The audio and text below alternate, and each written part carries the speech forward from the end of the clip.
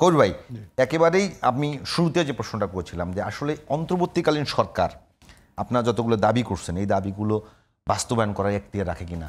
অবশ্যই এখতিয়ার রাখে। অন্তর্বর্তীকালীন সরকার যদি নির্বাচন করতে পারে, অন্তর্বর্তীকালীন সরকার যদি দেশ পরিচালনা করতে পারে, সেই ক্ষেত্রে অন্তর্বর্তীকালীন সরকারের যার মাধ্যমে তাদের উৎপত্তি, তাদেরকেই তিনারা স্বীকৃতি না দিলে তাহলে তিনারা কিভাবে থাকবেন? আপনারা অন্তর্বর্তীকালীন সরকারের বিরুদ্ধে আন্দোলন যাচ্ছেন? না না, অন্তর্বর্তীকালীন আমরা কারো বিরুদ্ধে আন্দোলন যাচ্ছি না, আমরা যাচ্ছি আমাদের অধিকার আদায়ের জন্য আন্দোলন। অধিকারটা আদায় করে দিবে কে ভাই, একটু বলবেন? অধিকার দেবে অন্তর্বর্তীকালীন সরকার। এখন এগুলো পাশ করবে, পরবর্তীতে সংসদে সেটা সংবিধানে অন্তর্ভুক্ত করবে।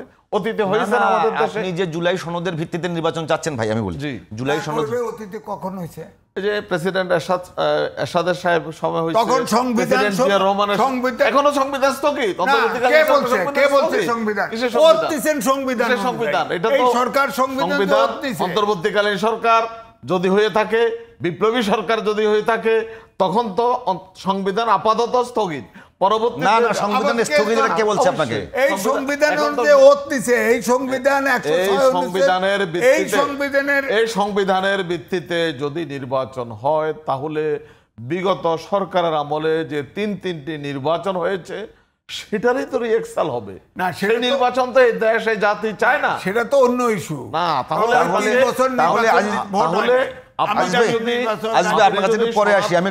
আপনি যদি সনাতন পদ্ধতিতে নির্বাচন করতে চান, তাহলে কেন এত রক্ত, কেন এত জীবন, কেন জুলাই বিপ্লব?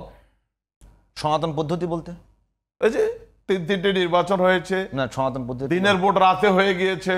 সনাতন পদ্ধতি মানে পূর্বের পদ্ধতি, মানে পূর্বে যেভাবে পদ্ধতি পূর্বের পদ্ধতি। আপনারা নির্বাচন করবেন, আমরা নির্বাচন তখনও তো করতাম। আমরা যাইনি ফ্যাসিস্টের অধীনে কোন নির্বাচনে, আমরা যাব না। তখন নির্বাচন হয় নাই, তাই জান নাই না, কিন্তু এখন নির্বাচন হবে। সেই পদ্ধতিতে এখন যে নির্বাচন হবে তার গ্যারান্টি কি? গ্যারান্টি নাই। কিভাবে গ্যারান্টি? আমরা নির্বাচন করলে কি? আপনি অভ্যুত্থানের শক্তি নির্বাচন আগের পদ্ধতিতে যদি দিনের ভোট রাতে হতে পারে, সেই পদ্ধতিতে আপনি এখনো নির্বাচন করে বলবেন যে 100% স্বচ্ছ নির্বাচন? কারণ আপনারা অভ্যুত্থানের শক্তি একসাথে ইলেকশন করবেন। অভ্যর্থনের শক্তি মানে সরকারের উপর আপনাদের আস্থা নাই? সরকারের প্রতি আমাদের আস্থা অনাস্থার বিষয় এখনো আসেনি। আমরা না না, আপনি যে বলছেন ভাই, আমরা এই দেশের সংখ্যাগরিষ্ঠ মানুষের দাবির পক্ষে আমাদের কর্মসূচি ঘোষণা করেছি। বাংলাদেশে 31টি দল সংস্কার কমিশনে কথা বলেছে, তার মধ্যে 29টি দল পিআর পদ্ধতির পক্ষে কথা বলেছে। এখন 2টি বলে নাই, সেটা একটি বড় দল বলে। যদি ছোটখাটো 2টি দল যদি এটাতে না বলতো, এখানে টকশোতে আলোচনাতে আসতো না। শুধুমাত্র জাতীয়বাদী দল সেখানে আছে বলে আজকে আলোচনা। এবং এই কথা বলছেন যে তারা তো কনফার্ম যে তারা সংখ্যাগরিষ্ঠ আসন পাবে। যদি কেউ কনফার্ম হয়ে যায়, তাহলে নির্বাচনের প্রয়োজন কি? আপনি তো কনফার্ম হয়ে গেছে, ছেড়ে দেন। এই জাতি তো ছাড়বে না, এই জাতি তো ছাড়ছে না।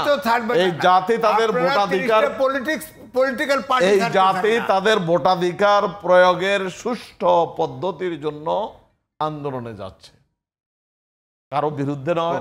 বিপু ভাই বারবারও যদি বলার চেষ্টা করেন, এবং আমরা এই কথা বলেছি, আমরা আন্দোলনে গেলেও আমরা ফেব্রুয়ারির মধ্যে নির্বাচন